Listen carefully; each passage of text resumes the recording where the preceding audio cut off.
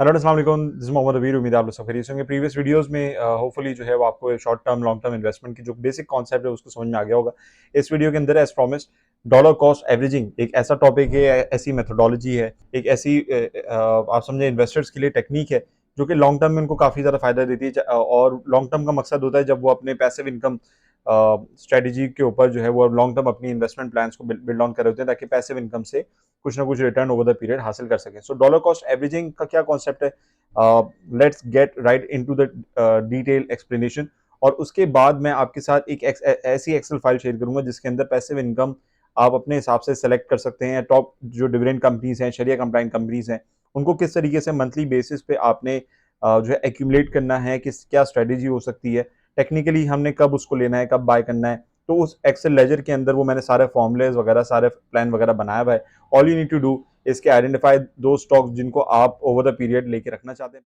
Welcome back. तो जैसे कि स्क्रीन के ऊपर आप देख सकते हैं, यहाँ पे डॉलर कॉस्ट एवरेजिंग की बहुत बेसिक सी एक्सप्लेनेशन मौजूद है। इसको इस पॉइंटर को हम पढ़ लेते हैं, उसके बाद मैं आपको एग्जैक्टली बता दूं कि डॉलर कॉस्ट एवरेजिंग के अंदर दो टाइप की जो है वो इन्वेस्टमेंट हम करते हैं और उसकी डिपेंडेंसी जो है वो ऑब्वियसली डॉलर कॉस्ट एवरेजिंग के इस बेसिकली कॉन्सेप्ट के ऊपर रिलाई करती है। So what is dollar cost averaging? Dollar cost averaging is a strategy to manage price risk. यहाँ पे प्राइस रिस्क की बात की जा रही है। ऑब्वियसली वो प्राइस जो कि किसी भी आप शेयर्स की इक्विटी मार्केट के अंदर किसी भी कंपनी की शेयर्स को आप खरीद रहे हैं, ईटीएफ्स खरीद रहे हैं, फंड खरीद रहे हैं, कुछ भी खरीद रहे हैं, म्यूचुअल फंड के अंदर इन्वेस्टमेंट कर रहे हैं, उस प्राइस के रिस्क को जो है वो जो मॉनिटर करना है वो बहुत ज्यादा जरूरी है। When you are buying stocks, exchange traded funds, ETFs और म्यूचुअल फंड्स, यहाँ पे ऑब्वियसली भी बात की जा रही है। Instead of purchasing shares at a single price point, with dollar cost averaging, you buy in smaller amounts at regular intervals regardless of price. इसका क्या मकसद है, थोड़ी देर में मैं आपको एक्सेल पे लेके चलता हूँ और स्टेप बाय स्टेप आपको दिखाता हूँ कि इसका प्रैक्टिकली जो इम्प्लीमेंटेशन क्या है। बहुत सिंपल सी यहाँ पे बात की गई है कि डॉलर कॉस्ट एवरेजिंग एक ऐसा प्रोसेस है, एक ऐसा कॉन्सेप्ट है जिसमें आप छोटी छोटी अमाउंट में उस सर्टेन आपकी प्रिफर्ड जो भी आपकी प्रिफर्ड कंपनी है जिसके शेयर्स आपको बहुत ज़्यादा पसंद है। मेरी अगर बात करें तो मुझे टेक सेक्टर में एवियन बहुत पसंद है। अगर मैं रिफाइनरी की बात करूँ तो अटक रिफाइनरी एक बहुत बड़ी कंपनी है ऑब्वियसली। इसके अलावा और भी कंपनीज है जिनके अंदर आप या मैं ओवर द पीरियड इन्वेस्टमेंट करते हैं, लेकिन वो इन्वेस्टमेंट करते हैं तब जब हमें डिस्काउंटेड रेट पे वो स्टॉक अवेलेबल हो और अच्छी प्राइस पे अवेलेबल हो। एज ए इन्वेस्टर आप और मैं हमेशा चाहेंगे कि हम कभी भी किसी भी कंपनी के शेयर्स की जो के अंदर जो इन्वेस्टमेंट है वो बहुत ज़्यादा ओवर बाइंग ना कर दें और एट अ हायर प्राइस ना करें। तो इसी कॉन्सेप्ट को कहा जाता है कि जब आप एक रेगुलर इंटरवल के साथ, पेशेंस के साथ, वेट करने के साथ जब वो डिस्काउंट हो, उसके बाद जब आप उसको मंथली बेसिस पे, वीकली बेसिस पे आप उसके मजीद लॉट साइज खरीदें, तो उसको आप एवरेज आउट कर सकते हैं, अपने हाईएस्ट प्राइस को नीचे ड्रैग ऑन कर सकते हैं। और जब भी आप उसको लोअर प्राइस पे खरीदेंगे so there are the chances कि आगे आने वाले टाइम फ्रेम में जब वो ग्रो करेगा तो आपको एक अच्छा रिटर्न देगा। तो यहाँ पे इसीलिए बात की जा रही है कि रेगुलर इंटरवल जो है वो बहुत ज़्यादा ज़रूरी है, और बजाय इसके कि आप एक ही साथ लमसम में एक ही प्राइस पे जो है उन शेयर्स को बाय करें, आप उनको डिफरेंट लेवल्स पे बाय कर सकते हैं, जिसको हम सिस्टमैटिक इन्वेस्टमेंट प्लान कहते हैं। एसआईपी इन्वेस्टमेंट की हम बात की जाती है। तो एक होता है लमसम, जिसके अंदर या तो आप एक काम करें कि आप जो शेयर्स हैं वो सारे एक ही प्राइस पे खरीद लें, उसके बाद आप उसको हाथ ही ना लगाएं और उसको आप एवरेज ही ना करें। तो ये एक long term passive income generation के हिसाब से अगर मैं बात करूं तो ये अच्छी जो है वो एक्टिविटी नहीं होती है, अच्छा कॉन्सेप्ट और अच्छी टेक्निक नहीं होती। एस आई पी इन्वेस्टमेंट जो कहलाती है, सिस्टमैटिक इन्वेस्टमेंट प्लानिंग, वो क्या होती है और लमसम में जो हम इन्वेस्टमेंट करते हैं तो क्या वो होते हैं। चलें एक्सेल पे चलते हैं। एक्सेल की फाइल पे, एक्सेल की स्क्रीन पे ले जाके मैं आपको दिखाता हूँ कि आपको प्रैक्टिकल एप्लीकेशन देने की कोशिश करता हूँ कि अगर आप लमसम इन्वेस्टमेंट करें या सिस्टमैटिक इन्वेस्टमेंट प्लानिंग करें। Welcome back. तो जैसे कि आप यहाँ पे स्क्रीन पे देख सकते हैं कि मैंने जो है वो दो टाइप की जो है वो इन्वेस्टमेंट कैटेगरीज बनाई है, जिसमें पहली कैटेगरी है लमसम इन्वेस्टमेंट, जिसके अंदर मेरे पास एक सर्टेन कैपिटल है 5 लाख का, और मैं एज एन इन्वेस्टर अपने उस कैपिटल को एक ही साथ एक ही शेयर प्राइस पे उन कंपनी की शेयर्स खरीद के रख लेता हूँ। तो उससे मुझे क्या फायदा नुकसान होता है मैं वो बताने जा रहा हूँ। उसके बाद एसआईपी इन्वेस्टमेंट क्यों ज्यादा बेहतर होती है, वो आपको जब लमसम मैं करके बताऊंगा, जब एसआईपी इन्वेस्टमेंट करके बताऊंगा तो आपको खुद ही अंदाजा हो जाएगा कि एसआईपी इन्वेस्टमेंट क्यों एक इन्वेस्टर के लिए लॉन्ग टर्म बेसिस पे, अगर वो पैसिव इनकम के लिए जा रहा है तो वो ज्यादा अच्छी जो है वो उसके लिए टेक्निक होती है। मैंने ऊपर जो है वो लमसम इन्वेस्टमेंट में दो स्टॉक्स मेंशन किए अपने प्रेफरेंस के हिसाब से। द फर्स्ट वन इज एवेंसियन, और एवेंसियन के अंदर फॉर एग्जांपल मैंने अपनी जो है कैपेसिटी अगर मैं देखूं तो मैं 5,000 शेयर जो है वो एवन के खरीदना चाहता हूं और 4,000 शेयर डीजी खान सीमेंट के खरीदना चाहता हूं। अब मैंने फॉर एग्जांपल 1 मई को एवीएन की जो शेयर्स हैं उसकी मार्केट में प्राइस चल रही थी अराउंड लेट्स सपोज 60 रुपीज, और डीजी खान सीमेंट की प्राइस चल रही थी अराउंड ₹50। सो मैंने क्या किया, 5 लाख के अंदर इन दोनों शेयर्स को खरीद के रख लिया, एग्जैक्ट 5 लाख की अमाउंट ऑब्वियसली नहीं बनेगी, उसके अंदर ब्रोकेज फीस और एफईडी वगैरह चार्ज होगा, लेकिन लेट्स सपोज कि यहाँ पे हम ग्रॉस जो है वो बाइंग की यहाँ पे बात करें, इसमें ब्रोकेज फीस का ताल्लुक नहीं है। अभी currently as of for example month end तक एवेंसियन की प्राइस चल रही है ₹50 फॉर एग्जाम्पल, और डीजीकांत सीमेंट ने जो है वो डिस्काउंट किया, मार्केट में अनसर्टेनिटी आई और डीजीकांत सीमेंट जो है वो मुझे ₹45 पे मिल रहा है। तो आप देखें कि मैं मंथ एंड पे जहां मैंने 5 लाख रुपए एक साथ इन्वेस्टमेंट किए, तो मैं एवीएन के अंदर ₹10 के लॉस में हूँ और डीजीकांत सीमेंट के अंदर ₹5 के लॉस में। ये ऑब्वियसली मैं आपको एक एग्जांपल दे रहा हूँ, ऐसा लमसम इन्वेस्टमेंट अगर कोई इन्वेस्टर करता है, तो आपने जहां इनिशियल इन्वेस्टमेंट 5 लाख की आपके शेयर्स की वर्थ जो है वो ऑब्वियसली डिक्लाइन कर जाएगी, अनरियलाइज लॉसेस में खड़े हो जाएंगे, और फिर कंसिडरिंग वही वाली बात है कि आप चाहेंगे कि फिर आपको पेशेंस दिखानी पड़ेगी एज एन इन्वेस्टर कि जब मार्केट में जो कंपनी की शेयर प्राइस है आपकी बॉट प्राइस के करीब बिल्कुल लेवल पे आ जाए या उससे ऊपर चले जाए, तो फिर आप जो है वो प्रॉफिट में आना शुरू होंगे। सो होपफुली जून में या जुलाई में जाके लेट्स सपोज एवीएन की प्राइस हो जाती है ₹70 और पेशेंस आपने दिखाया, लॉन्ग टर्म आप इन्वेस्टमेंट कर रहे हैं, बिकॉज मैं यहाँ पे डॉलर कॉस्ट एवरेजिंग की बात इसीलिए करना चाह रहा हूँ और लमसम और सिस्टमेटिक इन्वेस्टमेंट प्लानिंग में इसलिए डिफरेंशिएट आपको करना चाह रहा हूँ कि एक पैसिव इन्वेस्टर जो होता है, पैसिव इनकम जनरेशन की जो मैं बात करता हूँ, उसमें अच्छी डिविडेंड कंपनीज के अंदर लमसम इन्वेस्टमेंट नहीं की जाती, सिस्टमेटिक इन्वेस्टमेंट की जाती है ताकि ओवर द पीरियड आप उसको ग्रो कर सकें। और ग्रो इस तरह करते हैं कि सिर्फ एक ही कैपिटल के साथ काम नहीं किया जाता, आप ओवर द पीरियड उसके अंदर कुछ ना कुछ अपना कैश डालते रहते हैं। सो लेट सपोज यहाँ पे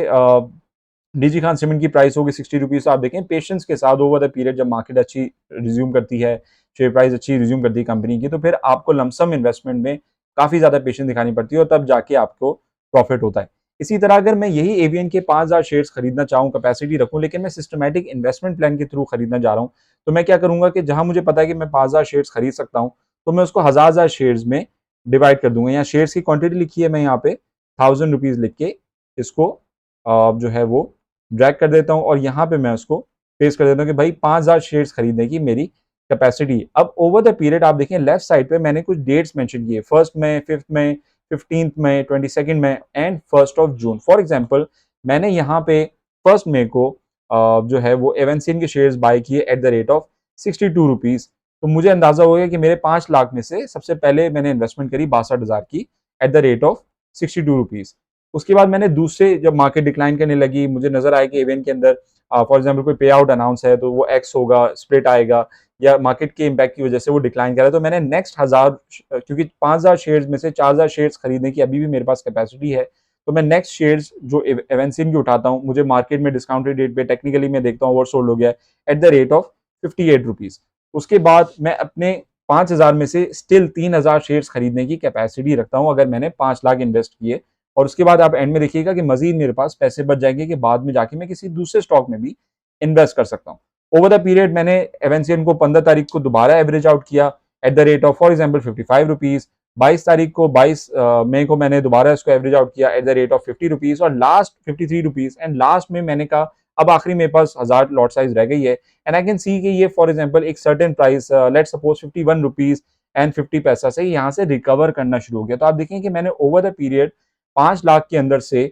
2,80,000 तकरीबन जो है वो मैंने इन्वेस्ट किए और एवेंसियन को डिफरेंट डिफरेंट इंटरवल्स पे, डिफरेंट डिफरेंट प्राइजेस पे मैंने एवरेज आउट किया, मैंने उसको लेके रखा। तो आप देखें मुझे अनरियलाइज लॉसेज अभी यहाँ पे दिखा रहा है। लेट सपोज कि from June onward, 1 June onwards, 2 जून, 3 जून, जून के मंथ में एवेंसियन स्टार्ट्स टू रिकवर, एवेंसियन ने रिकवर करना स्टार्ट हो, तो आप देखिएगा यहाँ पे किस तरीके से जो मेरे स्टॉक की एवरेज प्राइस है वो चेंज होना शुरू हो जाएगी।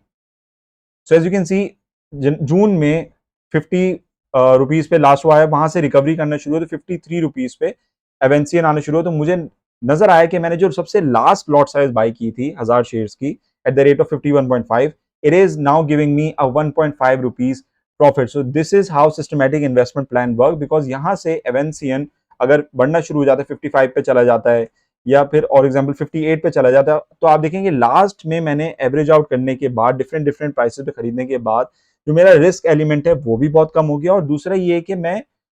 एवरेज आउट करने की वजह से डिफरेंट डिफरेंट प्राइसेस पे टोटल जो एवरेज प्राइस है उसको भी नीचे ड्रैग डाउन कर पाया। और अब मेरे शेयर जब एवीएन रिकवर हो रहा है तो फ्रॉम स्टार्टिंग से ही मेरी छोटी छोटी जितनी लॉट साइज हैं वो वन बाय वन पॉजिटिव होना शुरू हो गई। So by the end of June जो है वो एवियन की प्राइस अगर 70 रुपीज़ पे चली गई, तो आप देखें कि मुझे अच्छा खासा प्रॉफिट जो है वो बनना शुरू हो गया। तकरीबन अगर हम बात करें तो 26 रुपए का मुनाफा हमें नज़र आता है सिस्टमैटिक इन्वेस्टमेंट प्लानिंग करने की वजह से। तो इस वजह से एसआईपी इन्वेस्टमेंट जो है वो ज़्यादा फ़ायदेमंद होती है एज़ कम्पेयर टू लमसम, जहाँ पे आपको वेट बहुत ज़्यादा करना पड़ता है लमसम की इन्वेस्टमेंट के अंदर, और सिस्टमैटिक इन्वेस्टमेंट प्लान से ये होता है कि आप over the period gradual interval पे सरप्लस कैश को डाल के उसको एवरेज आउट करते हैं, and still you end up having some remaining cash कि वो आप किसी दूसरे स्टॉक में जाके उसी तरह एसआईपी फॉलो करके आप इन्वेस्टमेंट कर सकें। तो इसी तरह हम डिविडेंड पेइंग स्टॉक्स भी जो होते हैं उनके अंदर भी इसी तरीके से इन्वेस्टमेंट करते हैं। सो आई होप यहाँ तक आपको कॉन्सेप्ट क्लियर हो गया होगा। अब पैसिव इनकम स्ट्रेटजी के ऊपर जो मैंने फॉर्मूला बनाया है, जो फाइल बनाई है, उसके ऊपर मैं लेके जा रहा हूँ ताकि आपको मैं आइडेंटिफाई करा सकूँ कौन से टॉप डिविडेंड यील्ड स्टॉक्स हैं जिनको आप दो तरीके से उनको आप डिफरेंशिएट कर सकते हैं और उनके अंदर इन्वेस्टमेंट कर सकते हैं। So stay tuned. Welcome back. तो जैसे कि आप देख सकते हैं यहाँ पे मैंने टॉप केएमआई 30 डिविडेंड यील्ड स्टॉक्स जो हैं वो मेंशन किए हुए हैं, और इस डेटा को कंपाइल करने का मेन मकसद ये कि आप लोग को क्लाइंट्स को आइडेंटिफाई करा सकूँ कि भाई ये कुछ स्टॉक्स ऐसे हैं कंपनीज के जिनके अंदर आप ओवर द पीरियड इन्वेस्टमेंट कर सकते हैं, क्योंकि ये शरिया कंप्लाइंट है। देख सकते हैं कि कुछ कंपनीज के नाम वगैरह मैंने यहाँ पे हाईलाइट किए हैं जिसमें मार्केट कैप के हिसाब से डाउनवर्ड लिस्टिंग है, और इसी तरह अगर आप शेयर प्राइस के हिसाब से देखना चाहें तो शेयर प्राइस के हिसाब से आप उसको फिल्टर आउट कर सकते हैं। It all depends on you. मैं स्ट्रेटेजी आपको बताने जा रहा हूँ कि दो स्ट्रेटेजी के तहत आप इन कंपनीज को सेलेक्ट कर सकते हैं और उनके अंदर long term passive income generate कर सकते हैं। सो सबसे पहले बात करें तो ऑब्वियसली मार्केट कैप के हिसाब से हमारे पास जो पहली कैटेगरी, इसके अंदर आपको बेस्ट वे सीमेंट जो है वो यहाँ पे नजर आ रहा है। ये केएमआई ऑल में होता है। मुझे ये स्टॉक बहुत पसंद है, कंपनी बहुत पसंद है, बिकॉज ओवर द पीरियड ये जो डिविडेंड यील्ड पर शेयर तकरीबन देते हैं सालाना बेसिस पे, वो 10 रुपए का इनका एवरेज है, 10 से 12 रुपए का, और 14% की जो है वो यील्ड बनती है। लेकिन ये केएमआई 30 इंडेक्स में नहीं है because it is not one of the most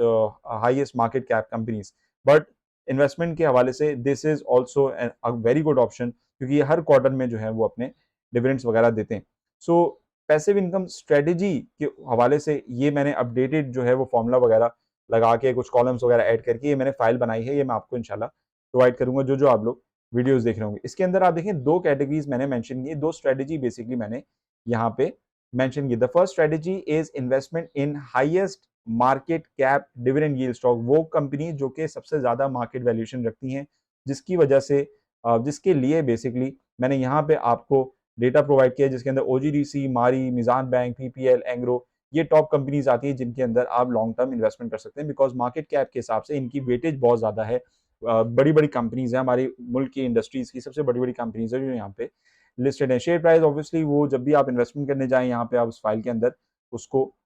लिख के, और ईयर एंड पे जो है वो सारी चीज़ों को मैं अपडेट करूंगा, तो जो अपडेट करूंगा तब भी प्रोवाइड कर दूंगा जब आप फाइल आपके पास हो, तो आप भी इसके अंदर अपना डेटा और खुद से फीड कर सकते हैं। तो पहला ऑप्शन ये है कि जो हाईएस्ट मार्केट कैप कंपनीज हैं हम उनको सेलेक्ट कर लें, जिसके अंदर हमारे पास OGDC, Mari, Meezan bank, PPL, Engro, Pakistan oil field तक और ईफर्ट तक जो है मैं समझता हूँ कि अच्छी बड़ी कंपनीज है जो अच्छा रिजल्ट अच्छा आपको रिटर्न दे सकती हैं। ऑब्वियसली मिलर ट्रैक्टर हो गया, उसकी शेयर प्राइस काफ़ी ज़्यादा महंगी है, तो अगर रिलेटिवली देखा जाए मारी को हटा के तो OGDC, Meezan bank, PPL, Engro, Pakistan oil field, ये वो कंपनीज हैं ईफर्ट जो हर कोई एवरेज आउट कर सकता है, ले सकता है अपने पोर्टफोलियो में इन्वेस्टमेंट कर सकता है। तो एक तो ये ऑप्शन हो गया। दूसरा ऑप्शन जो आपको यहाँ नीचे नजर आ रहा है कि इन्वेस्टमेंट इन हाईएस्ट डिविडेंड यील्ड पर शेयर, वो कंपनी जो सबसे ज्यादा डिविडेंड देती हैं अपने शेयर होल्डर्स को, उनको आप उस हिसाब से सेलेक्ट कर सकते हैं। तो सबसे ज्यादा डिविडेंड की अगर हम इस लिस्ट में बात करें पर शेयर जो कंपनी देती है वो मारी पेट्रोलियम है। सालाना बेसिस पे आप देखें 151 रुपए तक के जो है ये रिटर्न देते हैं पर शेयर के हिसाब से। इसके बाद अगर हम बात करें तो 70 रुपए, 62 रुपए एंग्रो, पाकिस्तान ऑयल फील्ड साल के जो है वो क्वार्टरली बेसिस पे जो कैश डिविडेंड देते हैं, तो उसकी यहाँ पे जो डिविडेंड यील्ड पर शेयर जो है वो यहाँ पे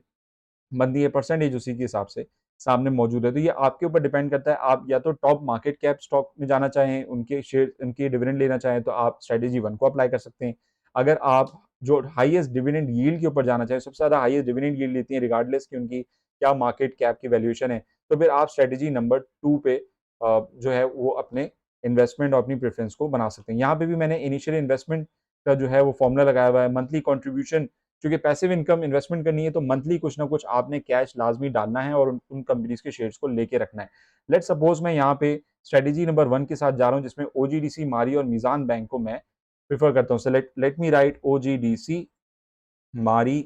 एंड मीज़ान बैंक। तो मीज़ान बैंक की या ओजीडीसी की जो अभी करंट वैल्यू मतलब वो स्टॉक्स, वो क्वांटिटी जो आप इन्वेस्ट करना चाहते हैं, जैसे कि यहाँ पे मैंने जो कैश बेसिकली आप इन्वेस्ट करना चाहते हैं, तो यहाँ पे मैंने कमेंट में भी इस चीज़ को ऐड कर दिया। तो फॉर एग्जांपल आप इन्वेस्ट करना चाह रहे हैं 5000 मंथ, मैं 5000 मंथ हर शेयर्स में 5000 जो है वो इन्वेस्ट करना चाहता हूँ। मार्केट में ओजीडीसी की अगर शेयर प्राइस फॉर एग्जांपल चल रही है इस वक्त, अगर हम इसी शीट के अंदर जो शेयर प्राइस है, तो 76 रुपीज़ की शेयर प्राइस चल रही है। फॉर एग्जांपल हम लगा लेते हैं कि 75 की शेयर प्राइस चल रही है, मुझे लॉन्ग टर्म इसके अंदर इन्वेस्टमेंट करनी है और मैं एसआईपी इन्वेस्टमेंट करूंगा, विच मीन्स कि हर मंथ मैं इसी तरह 50,000 रुपए डाल के मैं इन शेयर्स को एवरेज आउट करने की कोशिश करूंगा, जितने भी शेयर्स हैं। अब आप देखें 5000 शेयर्स अगर मैं 75 रुपीज़ की वैल्यूएशन पे ओजीडीसी की खरीदने जाता हूँ फर्स्ट मंथ अपने सिस्टमैटिक इन्वेस्टमेंट प्लान के तहत, प्रोसेस के तहत, तो मुझे 66 शेयर्स इसके मिलेंगे। एनुअल डिविडेंड यील्ड आप यहाँ से उठा सकते हैं कि एनुअल डिविडेंड यील्ड इसकी जो है वो हमारे पास 8 रुपए, विच मीन्स कि 8 रुपए तक ये सालाना बेसिस पे कैश डिविडेंड देते हैं। तो और पे आउट शेड्यूल जो है वो हम रिसर्च पोर्टल पे जाके, जिस तरह मैंने आप लोग को अपने टेक्निकल कोर्स में समझाया है कि किस तरह रिसर्च पोर्टल पे जाके कंपनी की प्रोफाइल खोल के उसके पे आउट के ऑप्शन में जाके आप उसके पेमेंट शेड्यूल को देख सकते हैं। तो वो भी आप जाके यहाँ पे इसको अपने हिसाब से मेंशन कर सकते हैं। और ये पे आउट शेड्यूल का ऑप्शन ऑप्शन जो है वो मैंने इसलिए इंक्लूड किया है ताकि आपको पता हो कि इसने 4 क्वार्टर में से या 3 क्वार्टर में से किन-किन क्वार्टर्स में अपना कैश डिविडेंड देना है। तो वही आप यहाँ पे जो है वो मंथ्स के जो नाम है वो यहाँ पे लिख सकते हैं। Average dividend amount for example 8 रुपए की इसका एनुअल डिविडेंड बनता है। फॉर एग्जांपल किसी रीज़न की वजह से साल में ओजीडीसी ने 10 रुपए का जो है वो हमें एवरेज डिविडेंड दिया। तो आप देखें कि 66 शेयर के हिसाब से 8 रुपए का जो एनुअल डिविडेंड अगर मैंने उठाया ओजीडीसी का, तो मुझे 533 रुपए का फर्स्ट टाइम इन्वेस्टमेंट में फर्स्ट मंथ जो है या फर्स्ट क्वार्टर में जब भी उसका डिविडेंड आता है तो वो मुझे फायदा होगा। अगेन मेन चीज यहाँ पे याद रखने वाली ये है कि आपने सिस्टमैटिक इन्वेस्टमेंट प्लान और पैसिव इनकम जब भी आप इन्वेस्टमेंट करें तो वो एटलीस्ट 2 से 3 साल, ये 2 साल तो लगातार अपने हर मंथ कुछ ना कुछ सरप्लस कैश डालते रहें और इनकी क्वांटिटी बढ़ाते रहें। इसी तरह मारी के फॉर एग्जांपल मैं 50 शेयर्स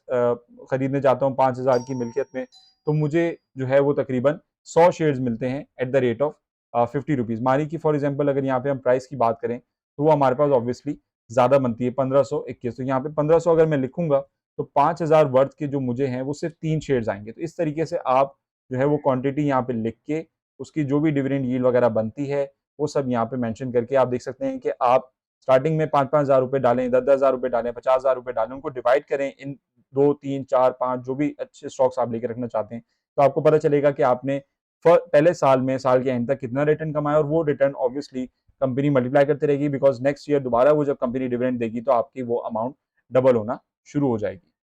सो मीज़ान बैंक के शेयर की अगर मैं इसी तरह बात करूं तो आप यहाँ देख सकते हैं कि 5000 शेयर्स मैंने इन्वेस्ट किए at the rate of 90 rupees, तो मुझे नजर आया कि 55 रुपीज़ मुझे मिलते हुए नजर आ रहे हैं। इसी तरह आप एनुअल डिविडेंड यहाँ पे ऐड करें, मारी पेट्रोलियम की, मीज़ान बैंक की डिविडेंड यील्ड आपको उस हिसाब से मिल जाएगी। पे आउट शेड्यूल जो है मंथ उसके जो है वो यहाँ पे ऐड करें और एवरेज डिविडेंड अमाउंट जो साल के एंड पे क्लोज होती है वही जब यहाँ पे मेंशन करेंगे तो आपको पता चल जाएगा कि आपने साल के एंड में फॉर एग्जांपल मारी पेट्रोलियम ने जो एनुअल डिविडेंड दिया लास्ट ईयर की, अगर मैं बात करूं क्लोजर की बात करूं, तो 151 रुपए के हिसाब से उसने साल का कैश डिविडेंड दिया, विच मीन चारों क्वार्टर में, तीनों क्वार्टर में जो कैश डिविडेंड दिया उसकी यहाँ पे हमें एनुअल डिविडेंड जो है उसकी क्वांटिटी नजर आती है। तो आप देखें कि साल के एंड पे मुझे, चूंकि मेरे पास तीन तीन शेयर्स हैं हमारी पेट्रोलियम के, तो मुझे 500 रुपए का फायदा हुआ। इसी तरह मीज़ान बैंक की अगर मैं बात करूं कि साल के इसी यहीं से डेटा उठा के अगर हम बात करें, मीज़ान बैंक ने तकरीबन 10 रुपए या 11 रुपए का मुझे एनुअल डिविडेंड दिया, मैंने उसका साल भर का एनुअल डिविडेंड उठाया तो मुझे तकरीबन 600 रुपए का फायदा हुआ। ऑब्वियसली जब जब आप इस क्वांटिटी को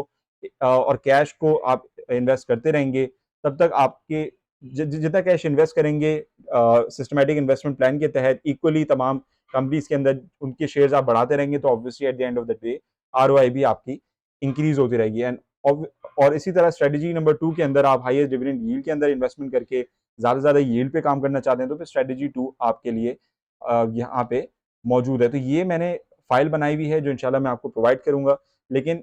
लमसम एसआईपी के कॉन्सेप्ट के साथ साथ स्ट्रेटेजी नंबर 1 और स्ट्रेटेजी नंबर 2 बनाने का मेन मकसद ये है कि at the end of the day आपने डिसाइड करना है इस डेटा को देखते हुए, इस कॉन्सेप्ट को देखते हुए, इस फाइल को देखते हुए कि आप इन्वेस्टमेंट कौन सी स्ट्रेटेजी भी करना चाहते हैं और फिर आपने सेलेक्ट करना है कि आप उन कंपनीज में से किन किन कंपनीज में, आप 2 कंपनीज में करना चाहें, 3 में करना चाहें, वो आप जो है वो उठा के टॉप डिविडेंड यील्ड वाले कॉलम में से सेलेक्ट करके आप यहाँ पे उसको पैसिव इनकम स्ट्रेटजी के कॉलम में ऐड करेंगे। इसी तरह नाम, उसकी वैल्यू ऐड करेंगे कि आपने जो कैश आपने इन्वेस्ट किया है वो कितना परसेंट कैश आप किन किन स्टॉक्स में इन्वेस्टमेंट करना चाहते हैं वो आप यहाँ पे डालेंगे। आपको पता चल जाएगा कि मार्केट में जो भी उसकी शेयर प्राइस चल रही है उसके हिसाब से कितनी क्वांटिटी आपको मिलेगी, और एनुअल डिविडेंड जब उसका आपको पता होगा तो पता चल जाएगा कि at the end of the year आपको उसमें से आरओआई कितनी मिलेगी। जितने ज़्यादा शेयर्स बढ़ाएंगे उतना ज़्यादा ऐसा ऐसा रिटर्न जो है वो बनना शुरू हो जाएगा। मेक श्योर कि जो भी कंपनी से आप पहला साल, जिन जिन कंपनी में आपकी पैसिव इनकम के लिए इन्वेस्टमेंट है, जो भी उससे कैश डिविडेंड कमा रहे हैं वो री इन्वेस्ट कर रहे हैं और आप उसको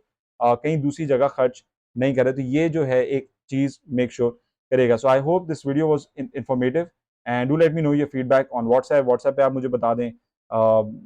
या जहाँ भी आप मुझसे कनेक्टेड हैं आप मुझे वहाँ पे फीडबैक बताएं। और and obviously I would want you all to use these files and use these strategies for long term passive income investment. So I hope dollar cost averaging का कॉन्सेप्ट क्लियर हो गया होगा, लमसम एसआईपी का concept clear हो गया होगा, passive income के लिए इस फाइल को किस तरह यूज करना है वो कॉन्सेप्ट आप समझ गए होंगे, और उस पर प्रैक्टिस करेंगे, इंप्लीमेंट करेंगे, प्रैक्टिकली परफॉर्म करेंगे और मुझसे कनेक्टेड रहेंगे, मुझसे पूछते रहेंगे, डिस्कस करते रहेंगे, तो आपको लॉन्ग टर्म में काफी ज्यादा फायदा होगा। Until next time, this is Mohammad Abir signing off, take care, अल्लाह हाफिज।